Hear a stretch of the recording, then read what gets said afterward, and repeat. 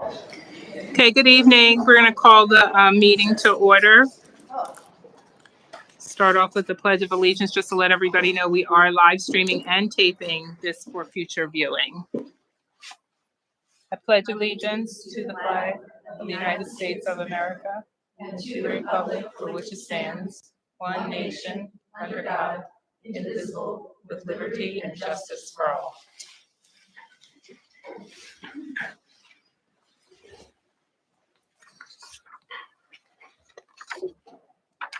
Okay, this is time for public comment. Any persons wishing to make public comment during this meeting on any items not listed on the agenda may do so at this time. So please come forward to the microphone and state your name and address for the record. Okay, seeing none, we'll move on. Item number 4 is the consent agenda. I make a motion to approve the consent agenda as presented for the following: the minutes of the August 25th, 2025 Board of Supervisors meeting and payment of bills for September 8, 2025. Second. Any public comment? All those in favor? Aye. Item number 5 is the recognition of Hispanic Heritage Month. Annette Long, Vice Chairman. Hispanic Heritage Month is an annual celebration of the history and culture of the United States Latinx and Hispanic communities, with Latinos. From September 15th to October 15th, this event commemorates how these communities have influenced and contributed to American society at large. Hispanic Heritage Month began as a celebratory week when it was first launched in 1968. And the desire to recognize the contribution of the Latinx community has gained momentum throughout the 1960s, when the civil rights movement was at its peak, and with it came a growing awareness of the United States' multicultural identities. In 1988, President George H.W. Bush declared the 31-day period from September 15th to October 15th as National Hispanic Heritage Month. So to all the Latinos, anyone out there, we appreciate you and we thank you for being part of our community. Great, thank you. I'm going to make a motion to recognize September 15th through October 15th as Hispanic Heritage Month, and to celebrate Hispanic Heritage Month and our Hispanic employees and residents who positively impact our township each day. Second. Any public comment? All those in favor? Aye. Thank you. Is there any reason, do you know, Annette, or anyone, why it's a split month and not a full month? So it goes from half of one and half into the other. Don't know why the split month. I'm assuming that because it started as a week from the 15th, it just got extended. Okay. Thank you. Okay, item number 6. That's in public comment. Oh, I'm sorry. Oh, do you have the answer? Thank you. September 15th is the Independence Day for multiple Hispanic countries, Central and Latin America. Okay, Yes, and the original started from the 15th. 15th of it. 15th. Okay, In a lot of time. thank you. Thanks, sir. Okay, item number 6, the introduction and swearing in of our new police officer, Chief Peoples. Thank you.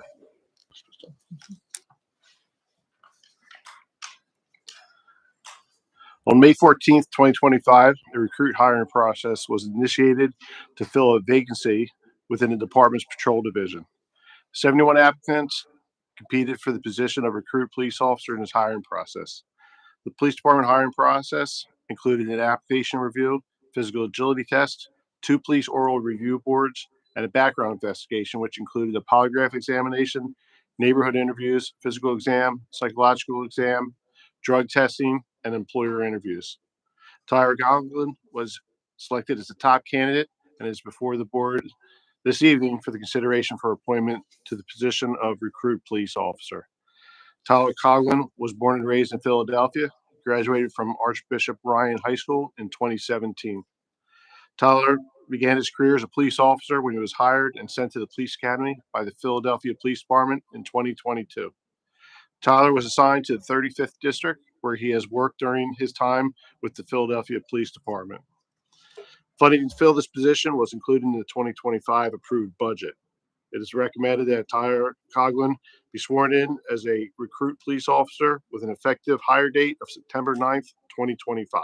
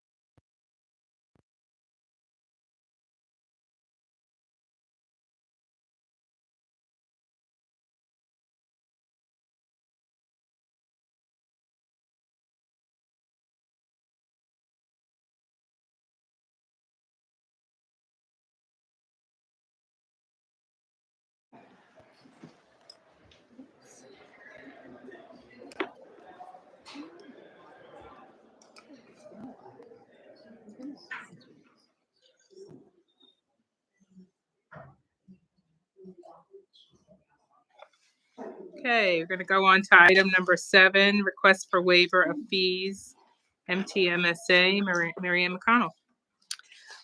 Thank you. The township received a written request dated September 2nd, 2025 from Shannon Drosnock, Executive Director, the Montgomery Township Municipal Sewer Authority, requesting the township consider waiving the fees for the associated permits for their surge tank aeration upgrade project at the Eureka wastewater treatment plant located at 1485 Lower State Road. The project includes the demolition of the existing grit equipment, installation of new blowers, air piping, and aeration system with electrical and HVAC upgrades. The board has waived permit fees in the past for sewer authority projects. The fees are based on the estimated cost of the proposed project and are calculated to be $23,429.50 for the building permit, including HVAC, electric, and plumbing work. So I know we have, excuse the fees in the past. On average, is this around the amount of them? It's a little higher than usual, but it's a bigger project Okay. than they've usually done in the past. So this aeration device helps, among other things, with odor control, which is important at a waste odor. Yes, odor control, which is, I think something that the neighbors there would greatly appreciate having done, not to mention the staff who work there. So, yes. So do you know what the highest fee that we've approved in the past? Now, I do not know that number in the past.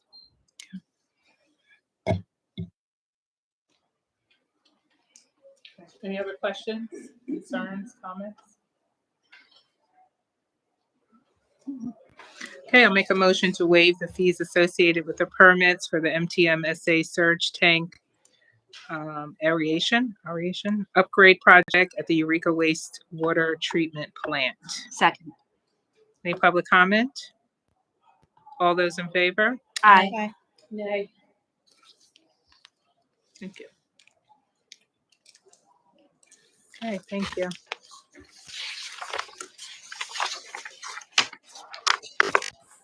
Item number 8, consider certification of 2026 minimum municipal obligation MMO for the police pension fund and non-uniform employees pension fund. Blaine Berge.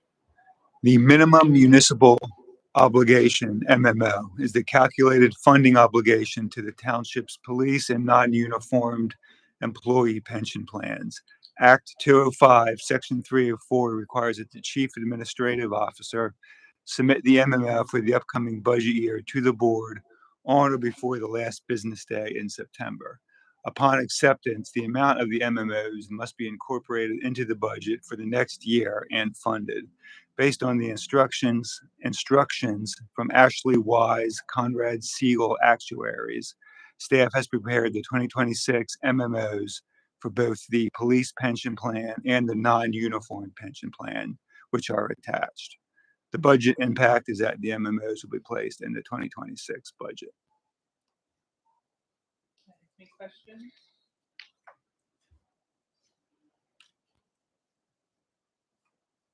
Okay, I'm gonna make a motion to accept the 2026 minimum municipal obligation for the Montgomery Township Police Pension Fund in the amount of $440,694, and motion to accept the 2026 minimum municipal obligation from the Montgomery Township non-uniformed employees pension fund in the amount of $380,342. Second.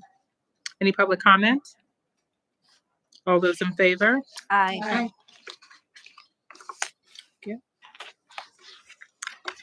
I think that's everything except for item number 9, proposed expansion of the fire career staffing study. Carolyn McCreary.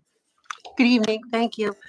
At the August 25th Board of Supervisors public meeting, the board discussed the merits of having a third-party independent consultant evaluate the plan brought forth by Chief Wegman and also to review other options. It was also suggested that a comprehensive study of fire operations be conducted. Consensus of the majority was to obtain quotes, with the board voting 4-1 to do so and to report back. I reached out to 3 firms and explained the scope of the work to be done to help the board arrive at a decision during the 2026 budget preparations. The firms that were contacted are Aspirant Consulting Group, LLC, the Center for Public Safety Management, and Municipal Resources, Inc. When I realized after our last meeting that we're going to have 2 meetings in September, I gathered the information and wanted to bring forward tonight so that the board could actually decide if you still want to move forward with the study, see what the parameters are, and then make a decision as to what firm, if any, you would be appointing. So I also gave you a summary that should be in front of each of you just to make it easier to look at all three. Aspirant Consulting Group gave a quote of 16,500 to 23,450 with a not to exceed $25,000. The study would take 6 to 8 weeks once they begin. The Center for Public Safety Management gave a quote of $47,560. They said it would take 3 to 6 months, including any presentations with stakeholders, and they could begin immediately. Municipal Resources, Inc. gave a quote of $25,000 plus travel and expenses. They would need an initial data dump from Chief Wegman, followed by a site visit, and they can push up the process. They originally stated they would be able to start mid to late October. However, knowing that we have the budget season coming up, they said they would put together a team and start in September if they were chosen. So the first question tonight before the board is if you still want to move forward with the study. And then the second question would be with a motion to which of the 3 firms you would be willing to appoint. I've spoken to 2. I've had extensive email communications with the principal from Aspirant Consulting. I believe all 3 could do the job that you're looking for. The scope of the work was outlined right now solely to look at staffing, because if we start looking at buildings and we start talking even broader about regional, you're talking months of a study and at a significantly higher cost. So I gave all 3 of them specific scope that we're looking at the options, staying as is and sort of hoping that things work out, moving forward with Chief Wigman's proposal to hire 19 full-time career firefighters, or to somehow phase it, if not what had been proposed as a third, and a third, some other variation of it.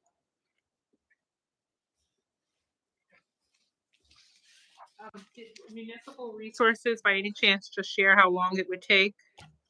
You said that. So initially they had said could start mid to late October, and then the longer we talked, he said he felt he could put the team together and be able to start this month. But he didn't say how long. No, from he did start to not. finish. Okay. Oh, I'm sorry. He said 60 days for, I'm sorry, 60 days for staffing transition, which is what we're talking about. If we went for a full study, that would be 120 days. And just a reminder, we have to have an adopted budget in place by the end of the year. We typically have our budget presentation to the board at your first meeting in November. We would still be able to do that, even if, and I know some of the board members were, remiss about hearing, but it is not impossible to have 3 fire budgets available. It's not like it affects all the other funds. So we're grateful for that. It's not like it affects the general fund, which then affects how much we can transfer to the capital fund or how much we need for debt service. We would solely be looking at the fire fund, and it would not be, I have a very good staff, and I have an excellent finance director. We'd be able to put this together if that's what we needed to do. I don't want to tie their hands with an unrealistic expectation. If they need through the end of October, that's what it would have to be, and we would have to work around that.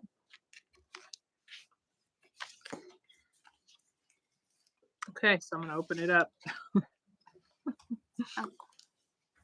Well, allow me to jump right in.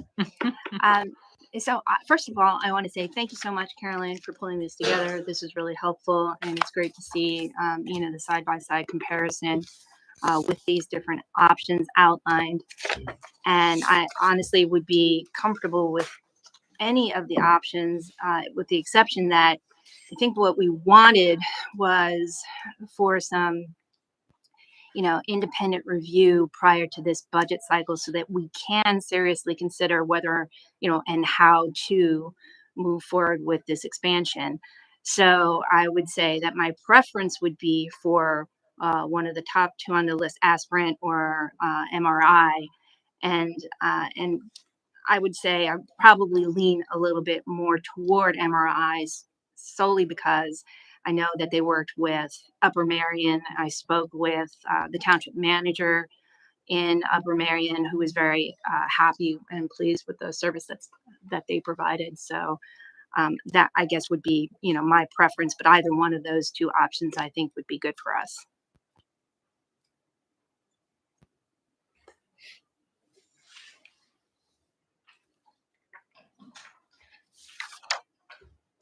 I'll go next. I will go next, and I'm still against it. I had a chance over the last 2 weeks to talk to Chief a lot more about the details, and he was able to make me feel even more comfortable. Reason for that was that members of the PA Career Fire Chiefs Association had the opportunity to review his plan and provide feedback and insight.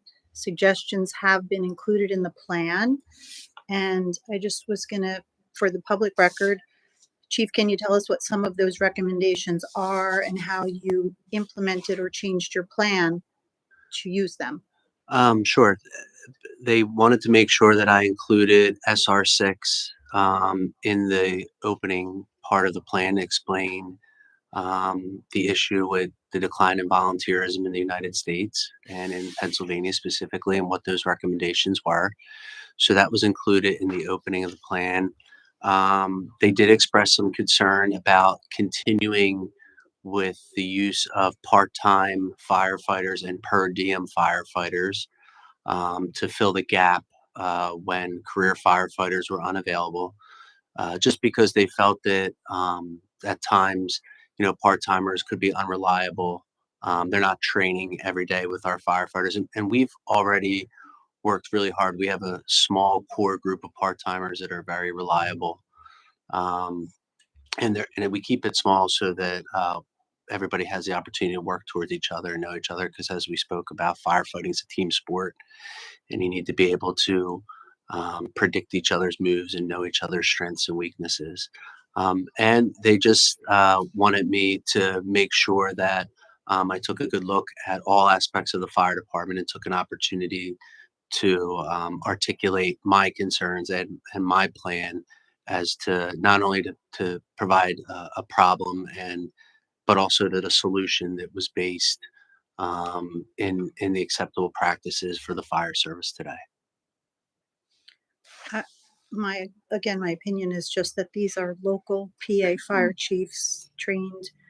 They're local. They, in my mind, know more about what we need than, say, a stranger who is from Virginia or, one of these other places that they're from. So I'm still against paying for any of these studies. I guess I'll echo you as well. I'm against paying any more money out for these studies when looking at even these phases that were listed in one of the proposals. Chief has done all of this work, and what they're going to be asking us for is all of Chief's work so they can further analyze, and he lives and breathes this. I'm not up for spending the money and getting these studies done. I'm ready to go with Chief's plan.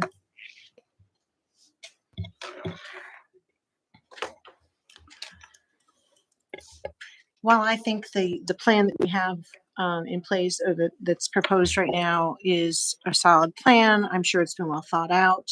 I think that one thing that we don't have is a set of fresh eyes onto it. I think that an investment in having someone looking at the best practices of places, not just here in Montgomery County, but also in other places of that are also, again, you mentioned this is something that's happening not just here in Pennsylvania and just in Montgomery County, but all throughout the country. Why not look at some of the solutions that have been proposed in other places so that we can take those best practices and implement them here, again, to ensure the best plan is in place for the firefighters, and for our residents and our taxpayers. So when I compared these different groups, it seemed to me, again, I spoke to some people again in Upper Marion, who the assistant chief there, who they went through a substantial increase in their staffing, and they used MRI. They found that it was definitely a return on their investment, was positive. I don't think this is something that will slow us down, but it will make us better. So if we can do that, I think that we can show that and grow the confidence of our taxpayers by saying that, yes, we are doing due diligence, not just putting a plan in place because it seems to fit what we see. What we don't see is what we want to look at. So that's why I would think that we would want to put some money towards that. Do you know if, or does anyone know when Upper Marion went through this, were they, did they have any career fire initially, or were they, when they started this whole process? Do you know? I believe they were a combination. Do you know that, Chief? I'm not sure. I'm not sure what you're asking. Oh, I'm sorry. Yeah, I If apologize. they were a combination, or were they full volunteer initially, or were they a combination? Upper Marion, I mean, they were volunteer, then they transitioned. I'm not sure at what point they had the fire service study done. In that, I know that they currently have the public safety director is in charge of the fire department, and Chief Johnson is in charge of the fire department. The public safety director oversees all fire and EMS. I'm not sure who the assistant chief was. I know they have 3 deputies. But yeah, I'm not sure when that all went down. Okay. So one of the things that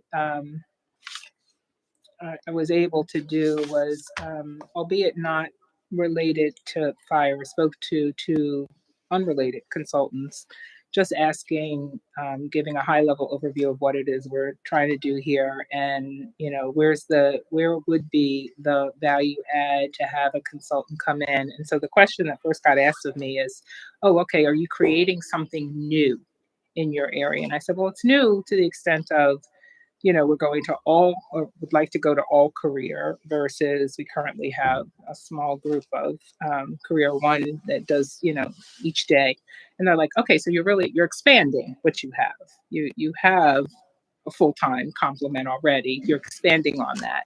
So it's an expansion. And so I had 2 consultants that said to me, albeit not municipal consultants, that they, or fire consultants, one has fire all within their family, but they didn't see where it was needed, because not where it was needed, because you're expanding what you have. So to have a consultant come in and say you're going to need more uniforms, or you're going to need more hats, or you're going to need, they struggled with, I don't know if it's the best use of dollars. And they're like, and I'm a consultant, I want to make money where we can make money at, but I don't know that, and do you have all the faith in your chief to, I said, the plan appears to be solid.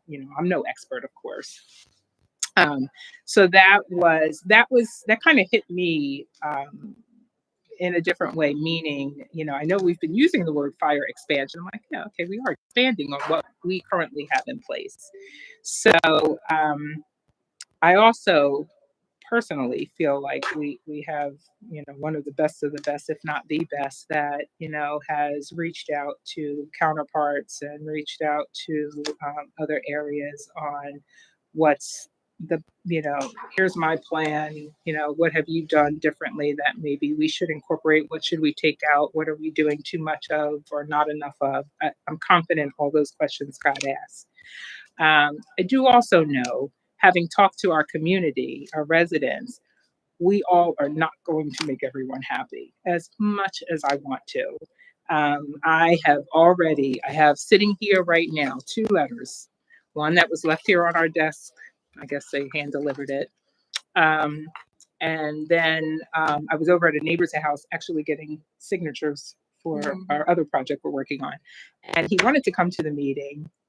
And he said, well, I'll type up a letter and, will you read it on my behalf at the, so one saying, wants to actually nix the whole thing, to be quite honest. The one letter that was left for us doesn't even want to do the fire expansion. And then one that was focused on, because that was the conversation we were having around the consulting, that was, has had the opportunity to be at one of the meetings with Chief, felt confident, and their son is a firefighter in another state, felt confident that he's answering all the questions, that he's done the due diligence around this project. So my point being, I'm not going to make everybody happy. as much as I want to, as much as we probably all want to. So we just have to try to make the best decision. I am leaning more towards I don't see the value add. I don't see the value add in doing this. I feel as if I know I have spent an enormous amount of time talking to Chief, and I feel as if the due diligence has been done. Are we going to bump into bumps in the road if this gets approved? I'm confident we will. That's just the nature of the beast. But, do we have the right people in place to get us over those bumps? I'm confident we do. So that's kind of where I'm at. But we've got a couple of folks. I don't know if anyone has any comment, questions. Wondering other comment was it part of this? Oh, Yeah. absolutely. Hello, my name. I can talk about it. Thank you. My name's Homer Lozardo. I live at 119 Embassy Drive in Montgomery Crossing. I've attended some of the other sessions that were informational. Partly, I'm here to discuss why you need to go to the consultants. Y'all admit y'all are not experts. You're relying on the fire chief. Fire chief has done a great job in proposing something. The job of a consultant is to give you options. In the information that I have requested and Carolyn has provided, Bill's provided me, my wife and I have gone through a rough analysis, and this is what a consultant would do. And basically what you're proposing with 19 firefighters, we can do with a smaller staff if we work a 24-48 shift instead of the 24-72. What does that gain you? It gains you $700,000 in savings. So if I publicize that out to the community and you say, we just went ahead and did it, you're going to get some blowback very easily, because then you will have not done your job in looking at what other options, how could you phase it? The proposals that consultants sent you covered a broad variety. CPSM, and I believe one other gave you somewhere in the 45,000. That basically gives you a master plan. That is something that you can bank and look at, because they will look at the totality of the situation rather than just focus on, let's add 19 people. They will look at where's the community growing? Where do we really need the fire stations? Do we have them in the wrong spot? We say we have Battalion 2, which I think is over at Pinecrest, which may not be the most advantageous, but when we discussed it at the kind of public service meeting last week, we said the general consensus was, no, we don't need another fire station. We've got enough, but could we consolidate down to one? And if so, where would we do that? Would that be a better option? That's obviously large capital dollars and goes through the whole planning process again. But overall, I think you have to take a hard look at other options. Your contract currently allows you to do part-time firefighters. Why aren't we looking at that? Could we get some relief for the fire department now and put that in the 26 budget? Bring on half dozen part-time people to relieve the overtime burden. These are things that a consultant does and looks at. You give them the data, they understand what are the needs, what are the timing of the needs, not just we're going to put it all in and we've got 30 years of coverage and not have to think about it again. Because I guarantee you, you're going to have to do something else. You're going to have to replace a firehouse. You're going to have to buy more equipment, which is routine. But when you go through and look at the numbers from the wages and everything else, they don't add up to what y'all are proposing. For instance, when I look at the salaries that are proposed in 26, it goes from 1.8 million to 1.9 million, and then from 1.9 million to 2.1 million. Those are 6.9 and 7.5% increases. According to the contract, you're paying out a 10% increase. So why are we using 6.9 and 7.5%? This is where the consultant would go through and really look at what the hard numbers are, do a return on investment. And I granted it's public safety and you can never put a price on it. But at some point there is a diminishing return, because if we were going to do this approach, then we should probably hire 25 police officers and stage them at all the different locations and catch speeders and help bring money into the township. So everything has to be looked at, and that's what the consultants do, is they basically start with a clean slate, look at the whole scope of what it is you want to do, what's the best plan for it, and what are the options. You could still wind up with the 19 if you decide you want to go that, and then you can tell the community, we looked at all these other options, we discounted them because of this, and then the community probably buys in a little bit easier versus we're putting 19 in and don't want to have to think about it again. It's something that you have to do in a business approach. Business, basically, if I had this approach for my projects when I did them, God, my life would have been so much easier. I would not have to have justified everything. This is something that's very important. Now, granted, there's not a whole lot of people here to discuss this, but you do have a responsibility to look at the numbers and not just say, yeah, I want to do it. Yeah, there's a lot of things I want to do, but I have a budget and I have to maintain that budget, same as you do. So my approach in looking at it, I like the CPSM proposal. Granted, it's the most expensive, but when I read through the proposal, it answers all the questions, all the options, all the different things that we may not have considered in the 19 new firefighters. It gives you a broader based approach, and that's part of what you should be looking at in the community. Is this plan really going to get us down the road where we need to be? I'm sorry, which one did you say you? CPSM, I believe. The middle It's the big long one. The middle one, yeah. The other proposals, if you go with the smaller proposal, it's just looking at one facet of it, and it doesn't look at the whole picture. And I think you really should look at the whole picture. You can discount the rest of it afterwards, but at least you have a framework of like, hey, okay, if we're putting together a 10 or 20-year plan for the community, you can start building that in. And this is why.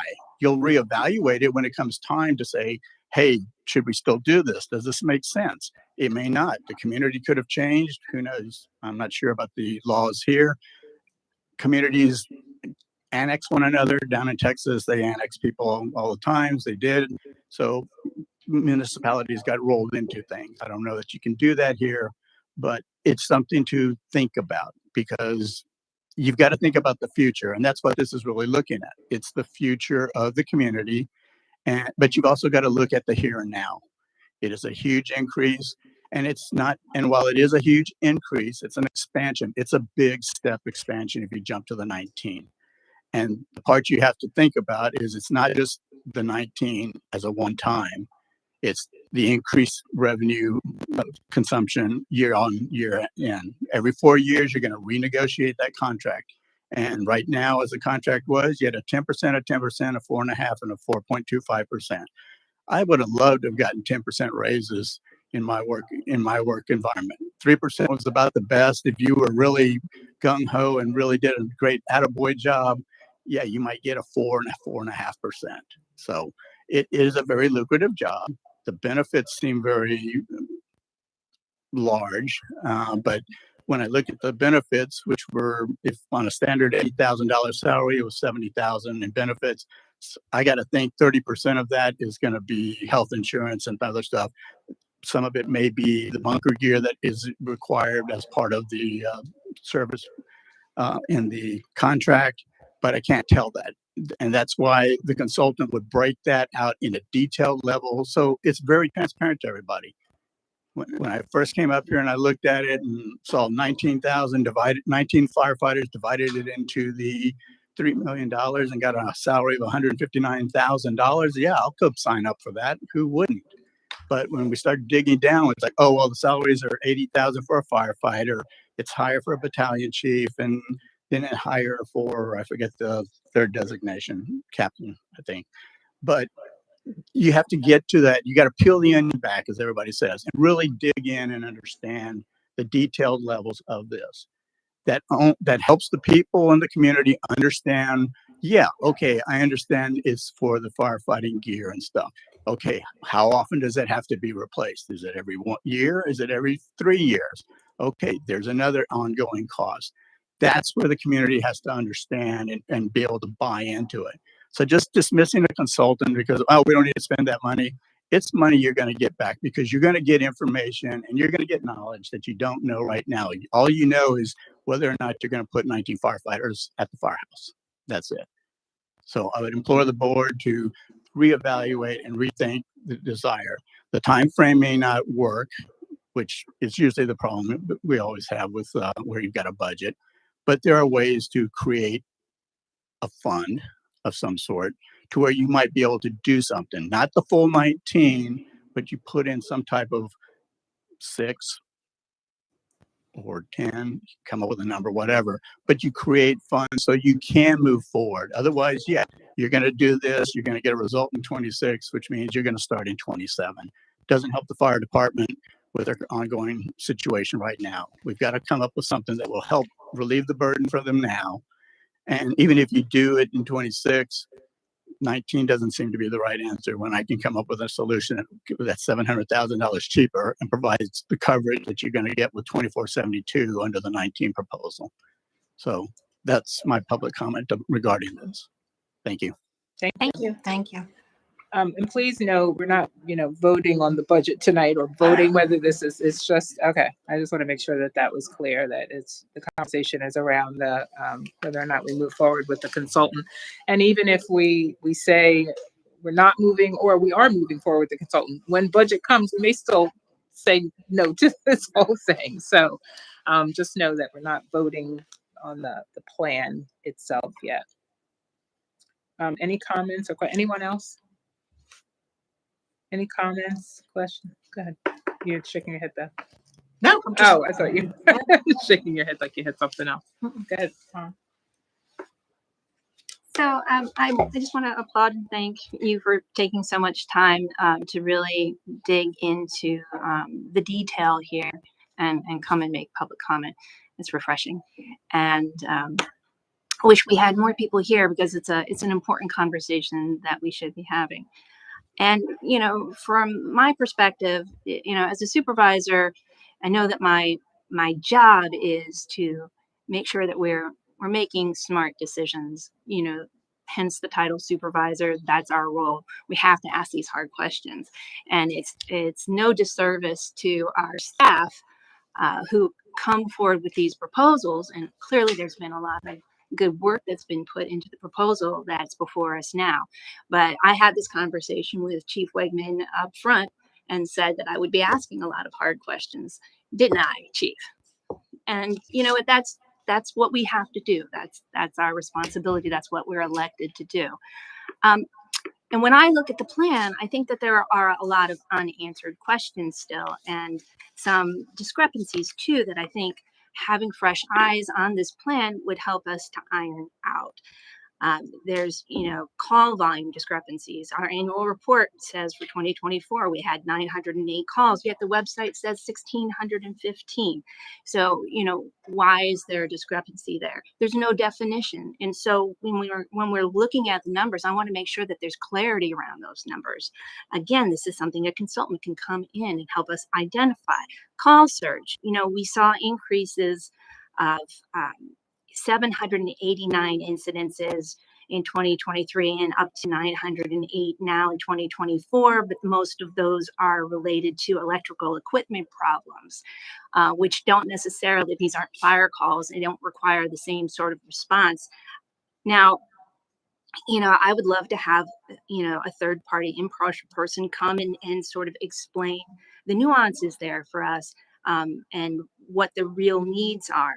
When you look at the timing of, the volunteer responses and that the fact that they're the worst on the weekends, and we haven't made any provisions for addressing those needs now in what could be done now, with increasing stipends, et cetera.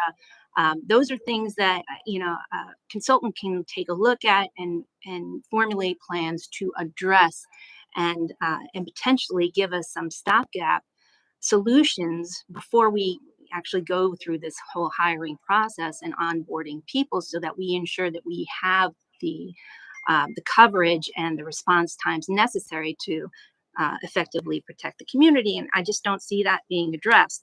And I understand that there's a lot of fatigue associated with this, which is another reason why we should avail ourselves of the resources, these independent resources, additional members to the team who, based on their experience and their expertise around this particular area, can come in and, again, just bring a fresh perspective. Sometimes you can be too close to something to really see all the opportunities. And, you know, in my world, I work with a lot of small business owners, and we run into things all the time, and it's called head trash. You know what head trash is? It's a belief.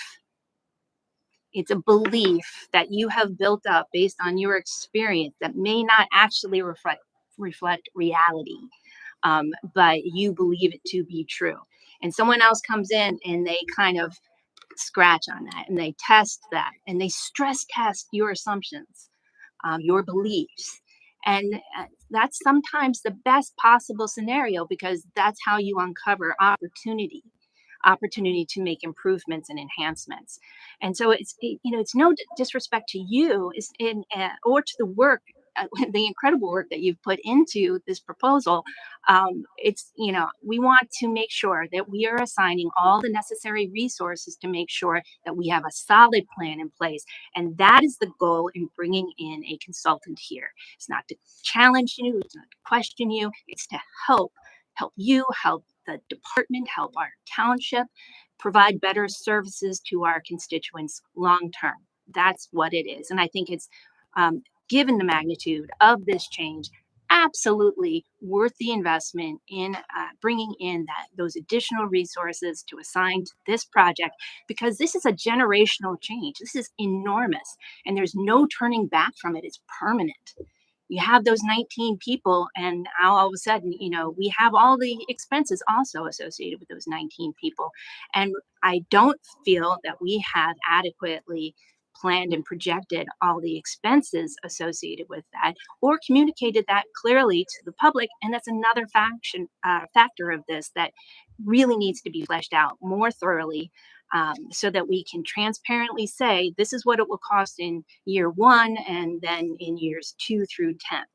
And just, for further clarification on that point, I took a look at our capital investment plan that was just published. We did this in 2023, right when we were about to raise taxes then to fund our capital projects. And we went, the capital investment plan really maps out department by department all of the different capital projects that we were forecasting through 2028. Our finance director at the time provided us with a really helpful tool to help us calculate how much any particular millage increase would generate in terms of revenue, to offset those projected costs through 2028. And at the time, what we figured was that a 0.45 mil increase would generate about $853,000 per year in additional revenue, which wasn't sufficient to get us through at least 2026 in terms of the revenue it would generate. But in that plan, in the fire department plan, there's no reference to this particular initiative, this expansion that will have other costs associated with it in terms of equipment, and then ultimately facilities as well.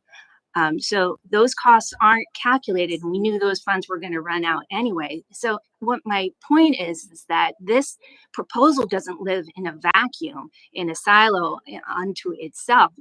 It's one department as a part of a bigger whole. And we already knew that we were going to have to increase taxes again when those funds ran out just for capital projects. And that doesn't include any other initiative that might come out of another department besides fire.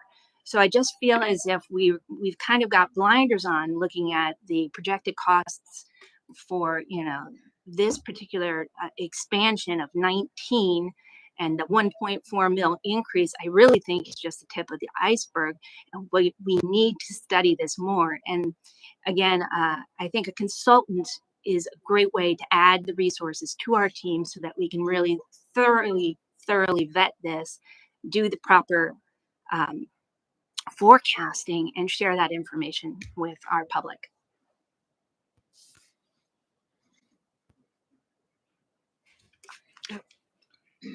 Janine Hurry, 108 Tudor Drive in Montgomery Crossing. I've lived here since '98.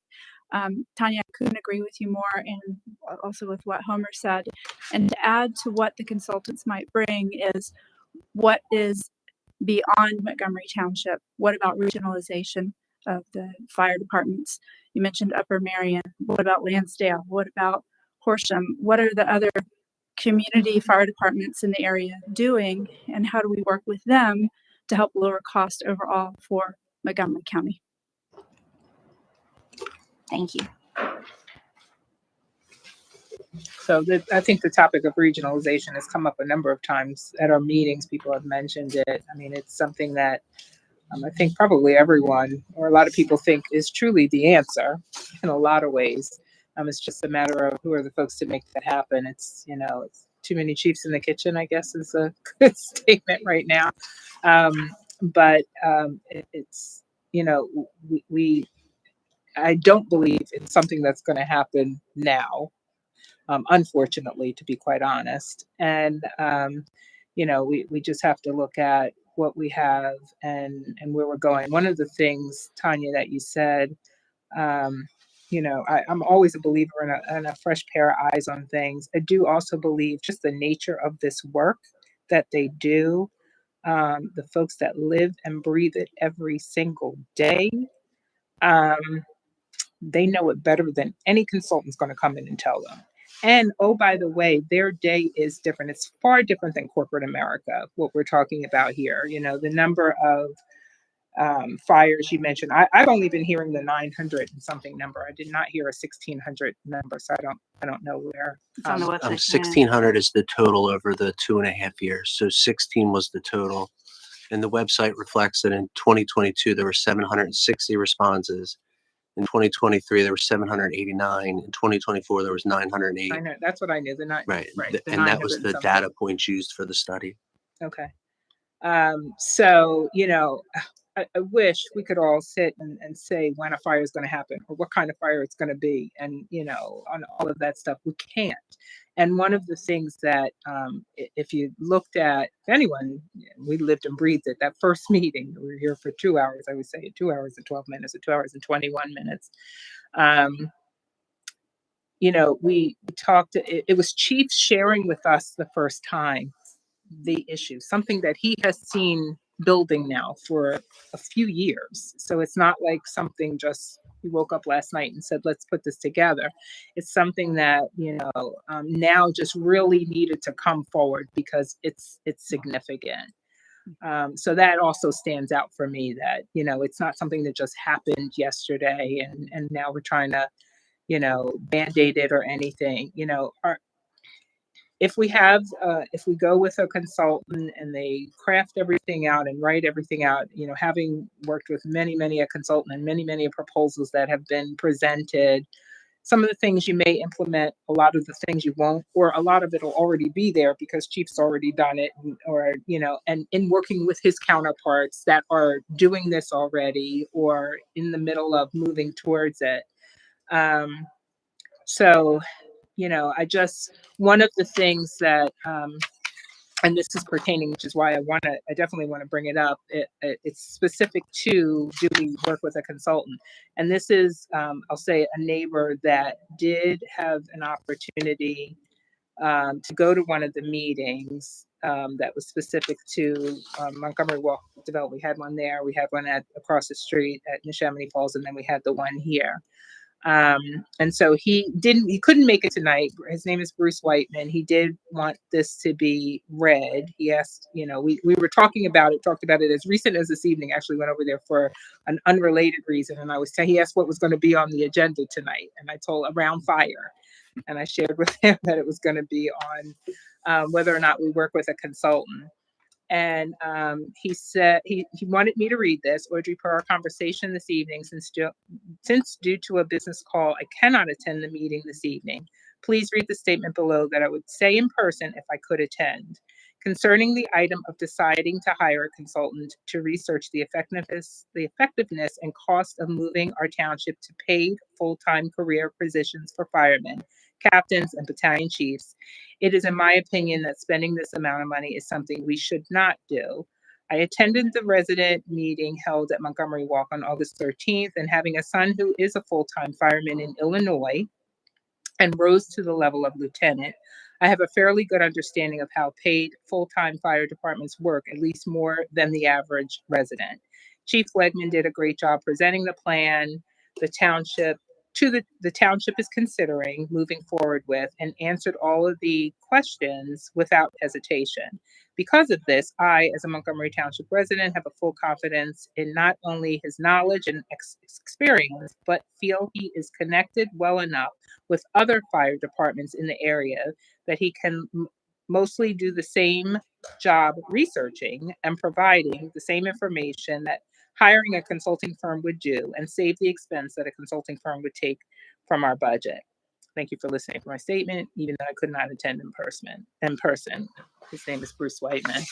And then also, we did have on our desk, like I mentioned earlier, this is more specific. It is a resident that is wants us really kind of to nix the whole thing versus this is a reject the whole fire department expansion proposal versus specific to tonight's conversation, which is around consulting.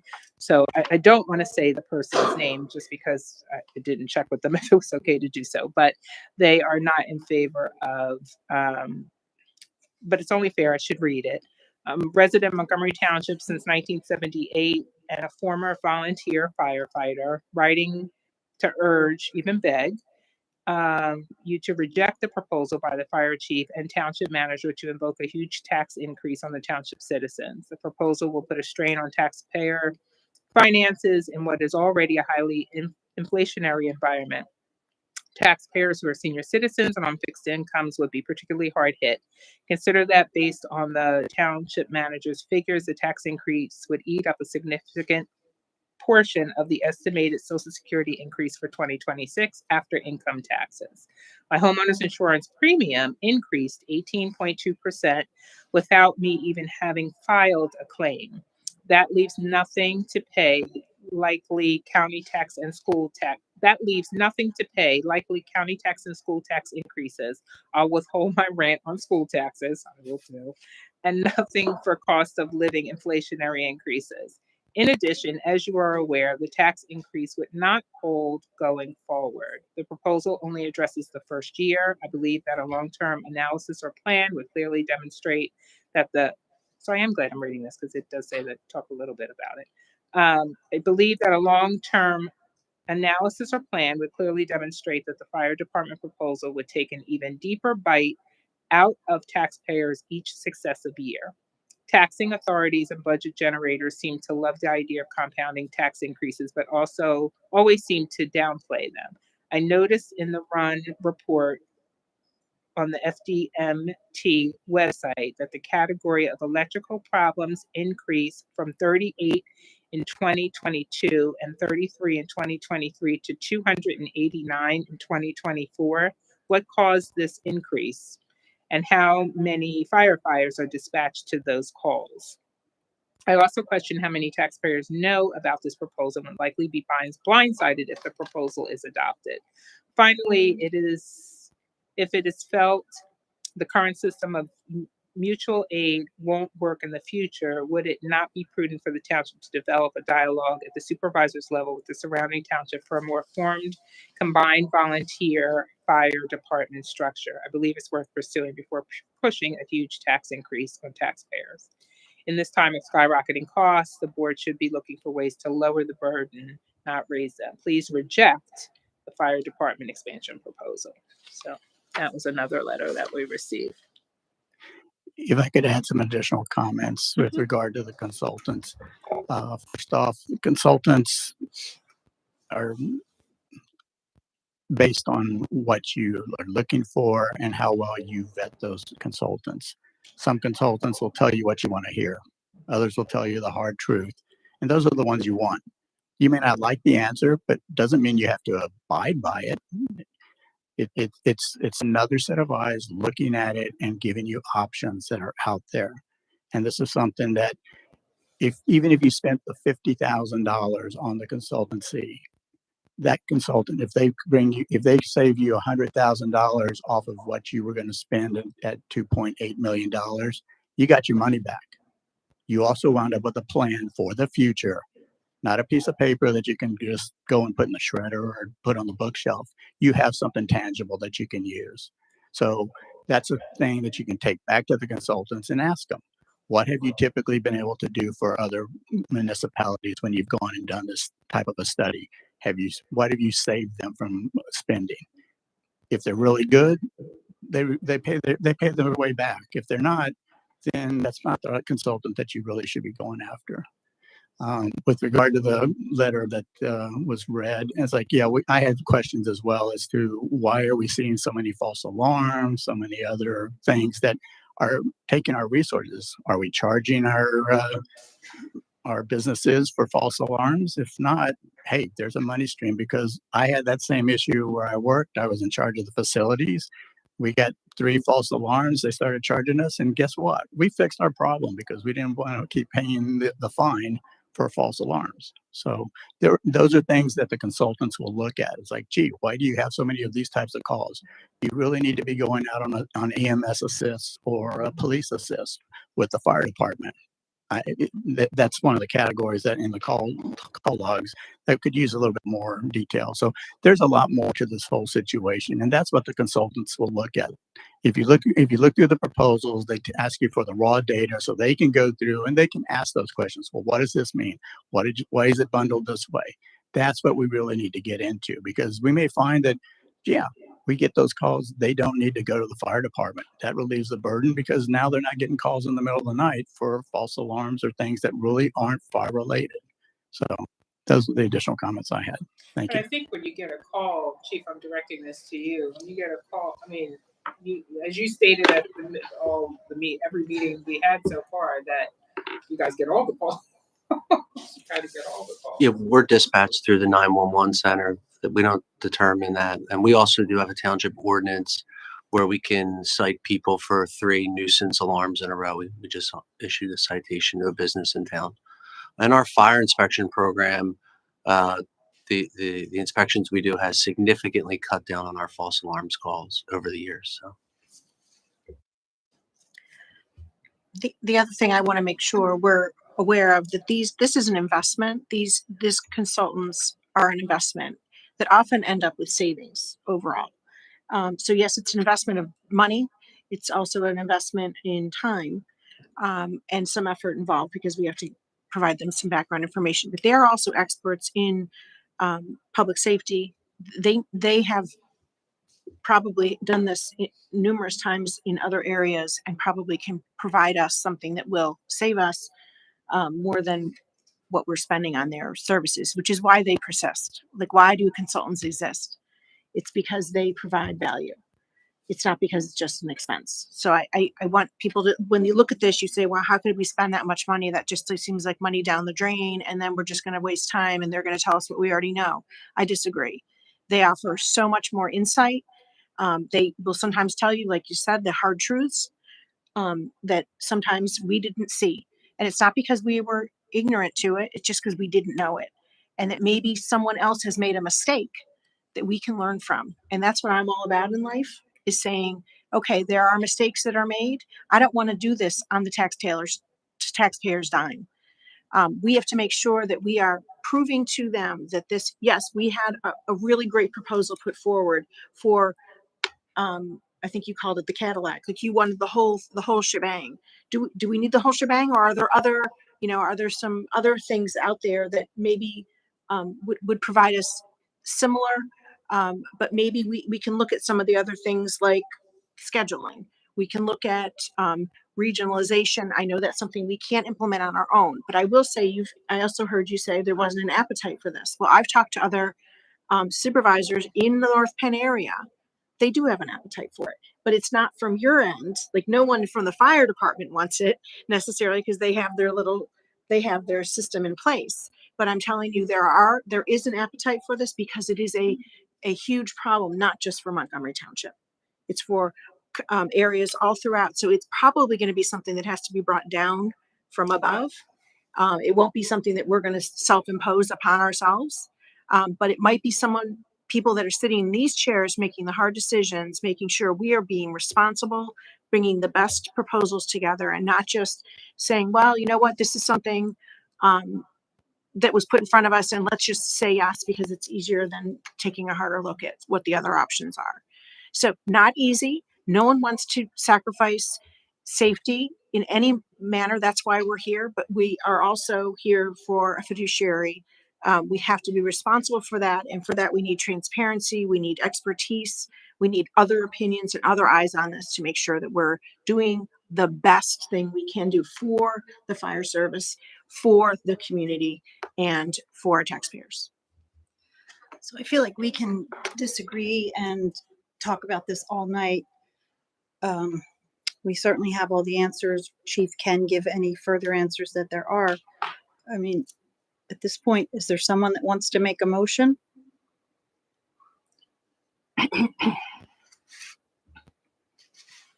What, make a motion on whether or not we move forward on it? Correct. I feel No, I'm not ready to make a motion. So I want to, because there was just one of the things, I will be honest, the one that you're recommending, I didn't look at it deeply enough because it was the biggest figure there. And that was already off my radar, to be very honest and transparent. So I want to go back and look more at this. So I am not ready to make a motion. I need to research this a little bit more. That's where I'm at. I will definitely, and I don't know, Carolyn, and Sean, you might be able to have to answer this. At some point, maybe we say a specific day, definitely before our next meeting, we need to make a decision. And so I don't know if we can do that one at a time to you, or if it's something that, can we call a impromptu meeting? I don't know, but I am not ready to make a decision I right now. think in the interest of continued transparency, I'm not comfortable with polling the board behind the scenes Okay. individually. Okay. And this That's is a fair. Sean question, though. I don't know under Robert's Rules of Order if any of the supervisors, you might not be ready to make a motion, but that doesn't preclude, I believe, somebody else from making a Okay. motion and seconding it. Okay. You might not be prepared to vote yes, but Sean, you'll have to correct me. No, that's correct. fair. And your other question is, the board can always schedule a special meeting if they wanted to on this, or, wait to your next regular scheduled meeting, but you can always schedule a special meeting just for this issue. You can, and if we wait 2 weeks, you're That's 2 months pushing, out. if you I do got decide to do a study, you've now pushed us probably into November past when we're going to present the budget. So, and it's also, I think, going to make it more difficult to try to be working on a budget while at the same time working with a consultant, to help them and give them any data they want, if that's the board's direction. We were really hoping that tonight we would get some consensus in the form of a motion as to whether we're moving forward with the study or not, because if you say move forward with the study, I would reach out to that consultant tomorrow morning and say, you were awarded this project, what are the next steps? And then Bill and I would start producing whatever data along with Blaine that they need, on their end. But if we wait 2 weeks, No, I don't want to wait. I definitely if we don't wanna have a wait 2 special weeks. meeting, again, we would properly advertise it. We could put it on the website, but your concern has always been about residents being aware. I don't know that people will be paying attention to that you're going to have a special meeting solely to discuss this. So those are just the considerations. I feel like it should be at the next public meeting. I hate to push things and make you have more to do during budget, but I do feel it should be at a regularly scheduled. That's public fine. We meeting will so put it that- on that agenda, and we'll try to frame it so that that's this, I don't want to say the sole part of the meeting, but that would be the bulk of the meeting, would be to decide that we'll try to keep other things that might take more of a discussion off that agenda. So if that's what the board wanted to do, you can make a motion to table it to the next agenda. That would be the agenda of the next. Unless the next somebody else wants to supervisors make a meeting. That'd be motion the to proper vote on this now. procedural way to do it. Yes. Unless somebody wants to make a motion to vote on it now, correct? Sean? Yes, everyone, you're free to make a motion on it now if you want to as well.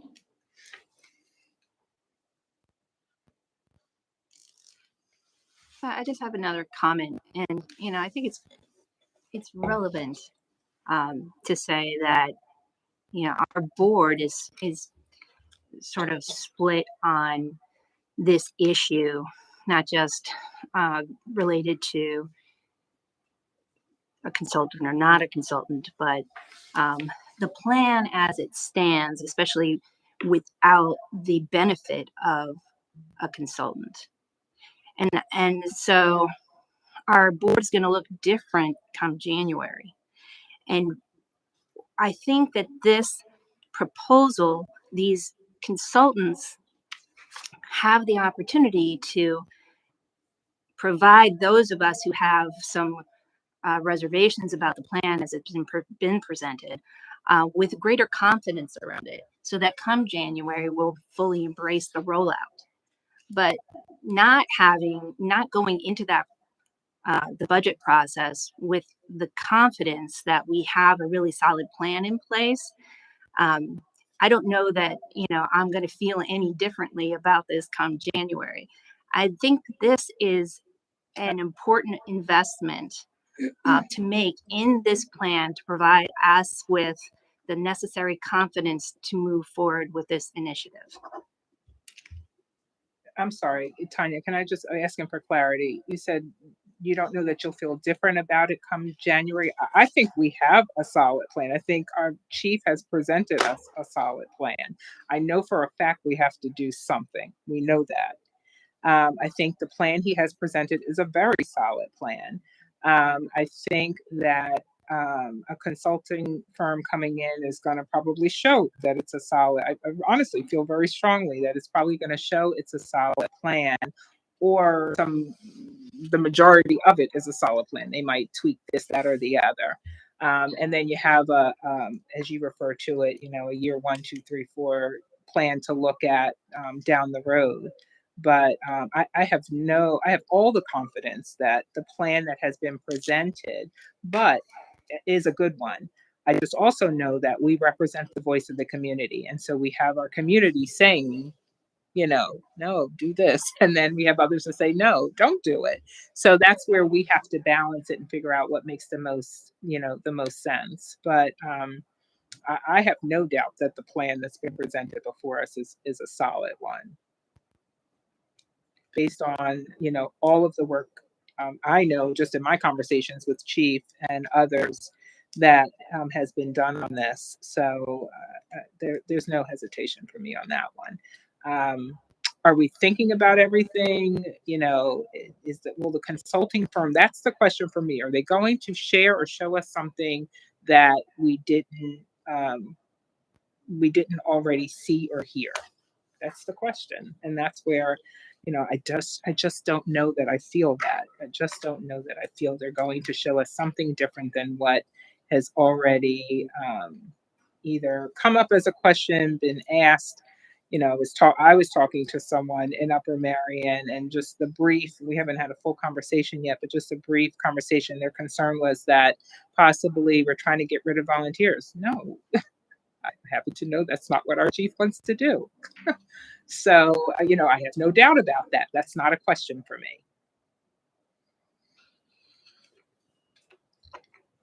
So I say all that to say that, I do, I still feel like I want to, I just want to have an opportunity to look more at the plan that you mentioned, because I really did not spend any time with that one, just simply because of the cost of it. So let's table it to the next meeting. So I'm fine with tabling it, but we all have to understand that part of the constraint here is the time frame. So obviously this is putting us 2 weeks further into that, and it makes it all that harder to make the decision based on the timing and the expense. And one thing, if I can just add on, Beth, to my thought around a consulting thing, it's something that even if it comes up for you after, just say, we still haven't, we're not going to vote on budget till budget time, but if this comes up and say we vote at the time, and it's voting in favor of chief moving forward. A plan is always something to look at. It's always there to, to have, to refer back to, um, does it make probably more sense? Yeah, to look at it ahead of time if you feel like it's going to add value. And I think there would be huge value if this was something new we're doing. I just don't know where the value gets added. He's got great partners that he has reached out to, that he's floated the project to, that are already doing what we're trying to get to. And I don't know. And we have to remember that what Carolyn gave us as a scope of work is staffing only with as is, which I think the five of us know as is really isn't a plan. Chief's plan or the phasing option are really the two things that we've talked about and looked at. And if it's for staffing only, we're spending, $16,000 to $50,000 on a plan for staffing. We know it's two. That's a consideration. The reason I asked for staffing only is because based on what Chief Wigman said, right now with the 2 battalions, we know that we can make it work if the board would move forward with the expansion. Additionally, this community better than I do. There's not really a lot of bare land where we could say, like, in an ideal world, we would have 1 battalion. It would be better located so that the volunteers could currently get there and not have to traverse through 5 points or get across 309, but that's not our reality. Regionalization, as you said, is a long-term, that's way above our pay grade. That's something that's probably going to have to be generated by the county, as I believe Ms. Staub said, and sort of they take the lead on a discussion. And you're right, a lot of people don't want to give up their kingdoms. I also didn't ask them to address the equipment because we just bought a ladder truck, which has a 30-year life, and we have 2 engines on order, which have been on order. And fortunately, we got them in before the giant price hike, and Congress is now investigating those fire equipment companies because they think there might be an antitrust situation. Those are on order. So once they come in, you're looking at, again, another 25 years.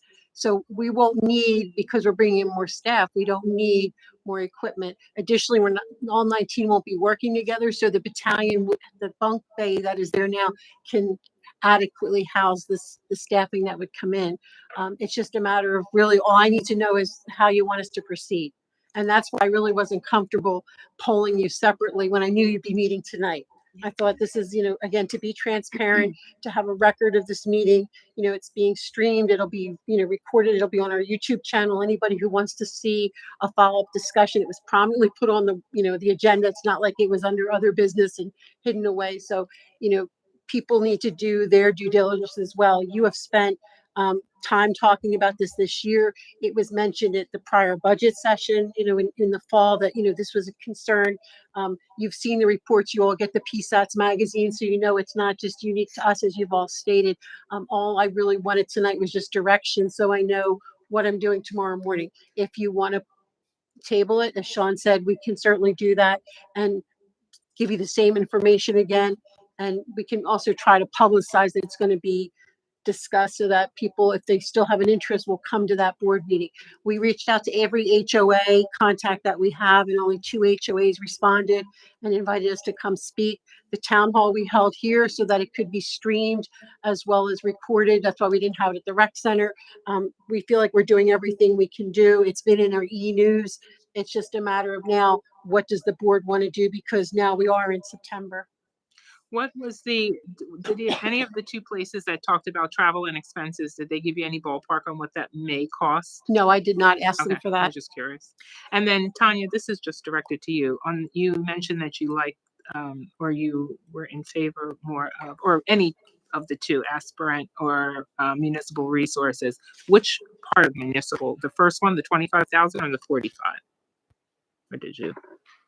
It was the 25,000. It was a 25,000. It's the Okay. 50-page management letter focused on staffing and volunteer career to career transition. Okay. Can I ask though, Carolyn, one thing that was missing from municipal resources was the time frame. Can we find out more, like when their implementation, does it say that? She said 60. It's on the 60 summary sheet I days. left you in front of you. It is. says Okay. originally stated mid to late October they would start, but when I talked to him before I went on vacation last week, he said that Okay. if this is urgent for the board that he would put together a team and they would start the work. Okay, great. Thank you. Now, he didn't say it would be, if I call him tomorrow morning, he's not going to have the team, but it wouldn't be mid to late October that they would be starting. Okay. I think the idea of tabling it is probably the best for you, for the board, gives you more time to look at it. The question now before you really comes down to, if you say, okay, no, we think we know what we want to do. What is it that you're actually going to provide? Is it the 19 firefighters on a 24/72 shift? If so, I've presented you as an option that can get you a $700,000 savings in the first year by going to a 24/48. So that's what I would like the board to be firm on, is what are the options? You're still kind of in options. It's just a question of whether you want to do the consultants or not. Okay, say you don't do the consultants, then what are you going to put before in your budget? That's what you needed to be deciding, because if you come out and say we're going to do the 19 with 24/72s, then you're probably going to get a lot of people up here. Why are you doing that when there's a cheaper option that provides the same coverage to the community? So one of the things that, and Chief could probably speak better to this, there was conversation around 24/48 versus 24/72. He gave a very compelling argument at the meetings, I think all three of them, on why 24/72 made, just for the well-being, and Chief help me out here, well-being, I say mind, body, and spirit Right. for the fighter, the folks that are out there doing this every day. And it just was healthier for them, number one. Number two, I'll share, so the 24/48,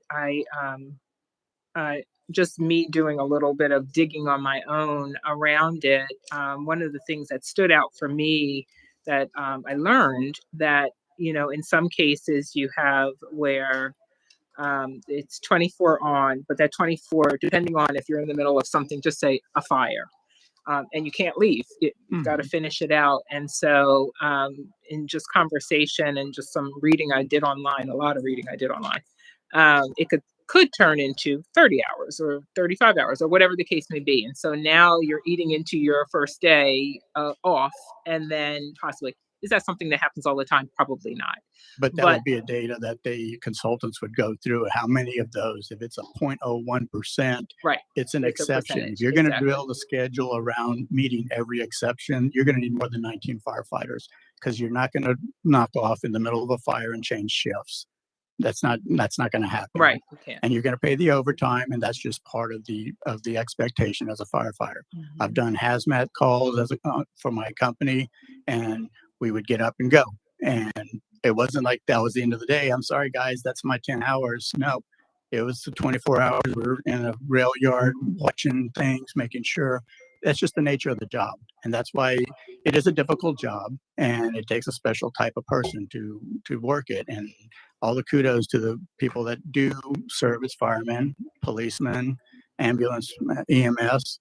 I mean, I would love to do it, but at my age, I probably would not be able to do it very effectively.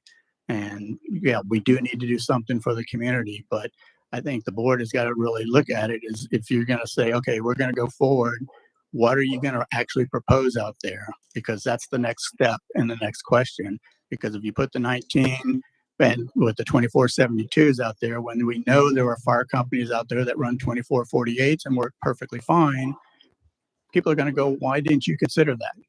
And if all you can say is it's a better well-being for them, $700,000 is not.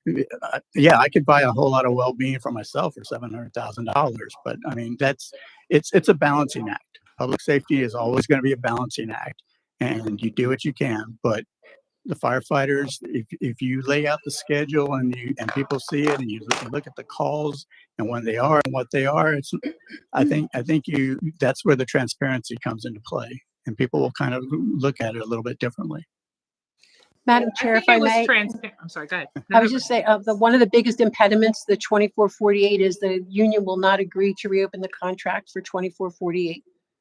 So for me, that's, I mean, it's a bigger challenge, because if they do reopen it, they're going to want something of substance in return for that. But Right now according they have, excuse me, let me address the board. Right now they have committed that they would reopen the contract for 2026 and through 2028 for 2472, but they will not consider it for 2448. And under labor law, I can't force them to reopen the contract. And my question would be, why do you have to open the contract when it specifically stipulates the township can set the work schedules? You asking us that? I'm asking the board. I mean, y'all brought up, it's like they won't open the contract. Why won't they? Because the contract specifically says the township reserves the right to set the work schedules. Well, that I can't answer. They would likely file a grievance if we arbitrarily changed it, which means that we'd have to go before. It's not arbitrarily if it's voted through the board. Well, that's your interpretation, sir. That's not our labor attorney's interpretation. I I mean, in agree, the past, our labor attorney has. Hey, sir, this is an opportunity for comment. I know, but The board's had a lot of discussion tonight. Maybe if you bring up something new to the board, that just, you know. But I'm bringing it up because that's, y'all are throwing it out, they won't open the contract. I'm like, why Understood. won't they open it? So go do your digging. I've done the digging through the contract. Maybe I'm misinterpreting it, and if so, great, then educate me on it. But that's how I read it. How about if we let Chief answer the 2472 versus 2448 question? Why is that so important that you, in your plan, want 2472? I put together a plan that I think is the optimal plan for my staff and my community. And that's what I did. I'm not going to put together a plan to make concessions. 24, if the board chooses to do something different, then of course I'll execute whatever the board chooses. If the board has any questions, I think I've already demonstrated that I'm happy to answer any questions. But 2472 is where most fire departments our size are moving to because of the impact on employee mental health and well-being and firefighter recovery. The 2448 schedule is a schedule that we would have to open the contract to readjust salaries so we don't have to pay overtime. But the response you get from people who work the 2448s is, I always feel like I'm working and I'm never home. And when we're looking at the recruitment and retention of career firefighters, just like we look at the recruitment and retention of volunteer firefighters, which I've done for years and have tried several things to increase staffing on weekends.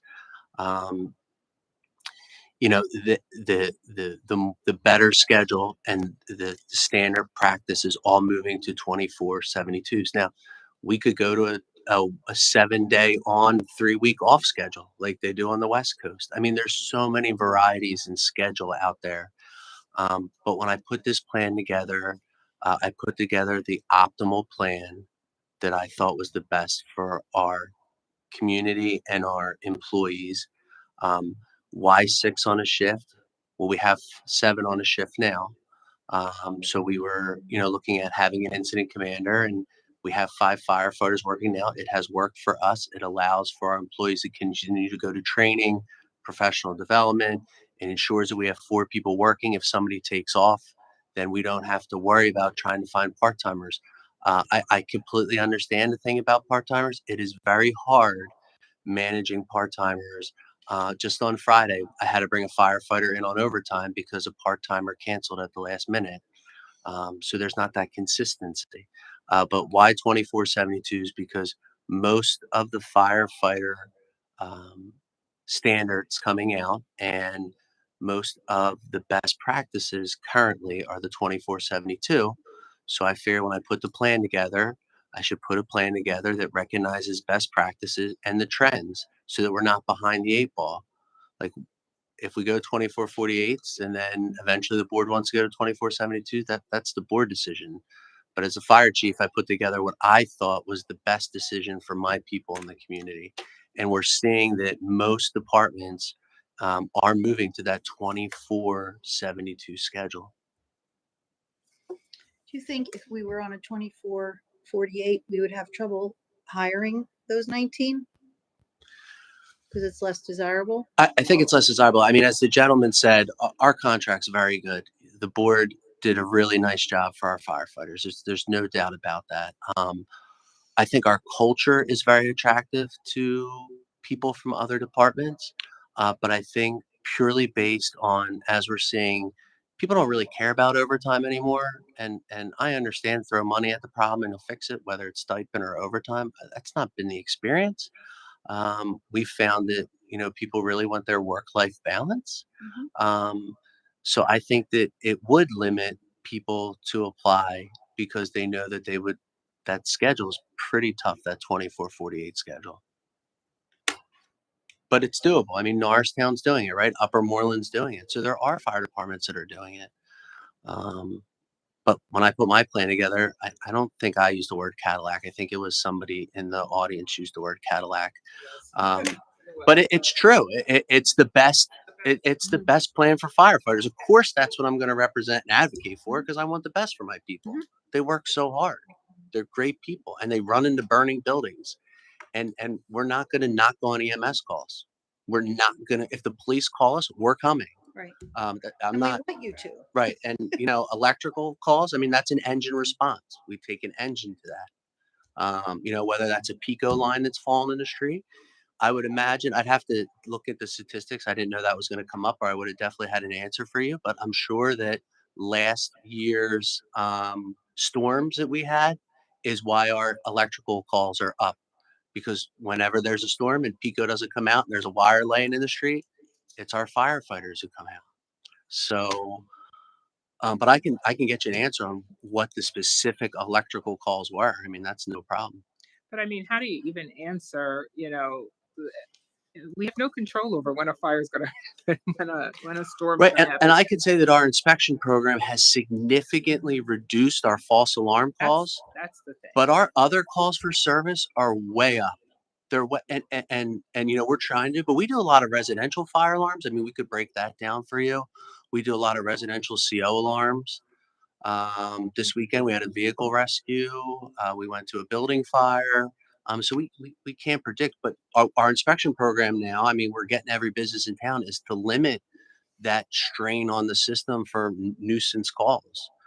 And I think you mentioned about a fee if for false alarms. So I know I live in an HOA and with our clubhouse, so our alarm company charges a fee. I don't know that filters to the We do as fire. well. We do as well. Oh, okay. We only, Because I know our fire. I know our alarm. and to be honest, and this, honesty, we only invoke that ordinance for 3 false alarms within a 12-month period if the person is not compliant. I mean, if it's a business that's having trouble getting their alarm company out, there are other ways to mitigate that through reduced speed responses than, having a poor business owner, like the mall, like we go to a lot of false alarms at the mall. I mean, we only invoke that citation if they're just not doing anything to try to mitigate that response. So. Appreciate that. I'm sure the businesses do too. Yeah, I mean, we work for the businesses. I mean, I want the fire inspection program not to be adversarial, which many times it is because what are you guys here to make money for the township? No, we're actually cost neutral. We've done a study over 2 years to prove that we're cost neutral, but I want it to be more educational. Like these are the way to keep your employees safe, and I think we're very successful at that. And if you choose to do a study, we're going to cooperate fully with the study. I'll get everything you want as soon as possible. No doubt about that. It's whatever you decide I'm going to do. We're going to do. Mm-hmm. Thank you. Mm-hmm.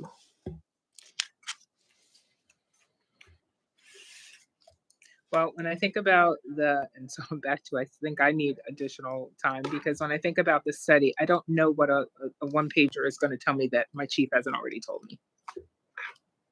So if we're going to do a study, then it's the larger one, which I then did not take the time to really look at because, and see all that it may involve. And I may still be a no if I feel that, all that information is already, we have it already in some form or fashion. If it's going to possibly show us something different than what we know, then I may see a value add there, but I don't know about just for a on staffing. We could also check with the state because they provide free studies for municipal fire departments. Well, we definitely won't get that. But within our I budget. just, you know, and I know some of the chiefs who do it are very good chiefs. Chief Little's one, the deputy chief of Harrisburg. The only issue with that is I think it would be 12 months, but we could certainly make a phone call to them and see what the turnaround time would be for that. Norristown is currently doing one, and I think Upper Salford is currently doing one. You said Norristown is doing one, but they're already full time, right? Yeah, I think They're just- Chief O'Donnell is looking at expansion and more where to put a fire station. They have several fire companies in Norristown that are pretty close to each other, so I think he's looking at, you know, but we can make that call. It's, For MRI, and maybe we can't answer this question, I don't know. In option 1, which is the less expensive option of the two, where you get a 50-page management letter focused on the staffing and volunteer transition, will they come and actually give a presentation with a summary, like an executive summary of the report? He did not mention that in my phone call to him, but I can certainly find out tomorrow. I can ask him tomorrow, send him an email and ask him if that would include coming to the board and speaking. The only one who specifically mentioned it was the Center for Public Safety Management. The Center for Public Safety Management said they would come. Yes, they said 3 to 6 months, including any presentations with stakeholders. Okay.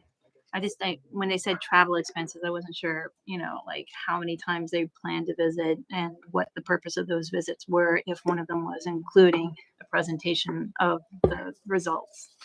In my discussion with him, we talked about like sort of a wide array of fire issues. So my feeling is if he had to come up to the community to do like to see, look at the battalions, to see where they were, to see what's in them.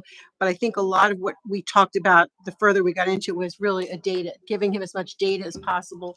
Obviously now, you know, post-pandemic, we use virtual meetings like it's nobody's business. So it's really so much easier to deal with people than it was in the past when you're trying to coordinate in-person meetings. So, but I would certainly ask him if in that 25,000 would include coming to the Board of Supervisors and making his presentation to use, you know, at a public meeting. Thank you. And it looks like they're, Center for Public Safety Management they're coming from DC. Municipal Resources, MRI is coming from Massachusetts. They're not coming from across the whole country. Yes, the DC, they just completed a study for Upper Darby to help them find a chief. So they have worked in Pennsylvania. They do primarily work in the DC, Maryland area. In fact, when he was talking to me originally, and I said Montgomery Township, he thought Montgomery County, Maryland, and started referencing fire companies I never heard of. And I thought, no, we have a problem. But then when I explained, I said, I'm outside of Philadelphia. He says, oh, okay. And then he says, we just did Upper Darby's chief search. So, you know, he's familiar with the area and it would just matter of getting him the information that he needs. But to Chief Wigman's point, we will do whatever the board wants. So whether it's at tonight's meeting or in 2 weeks from tonight, and if any questions come up and you want more follow-up from these consultants, it gives us 2 weeks to get more information from them. We just need a decision tonight, one way or the other. Okay, so we need a motion to defer. Would be a motion to table it to next Table. week, Supervisor. That's what we want to do. Okay, so we're gonna make a motion to table this conversation until our next meeting, just so that some additional review of the proposals and then any other questions that may come up for us, and to get some answers to a couple of things that we had. I'm gonna make a motion to defer until next meeting. Second. Any public comment? All those in favor? Aye. Any nays? Thank you, thank you, thank you, thank you.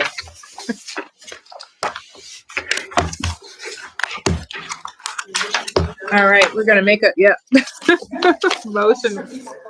Yeah, motion to adjourn. Second.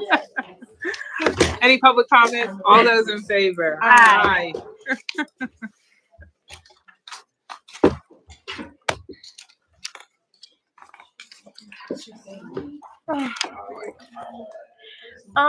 He's in such a good place. I just got home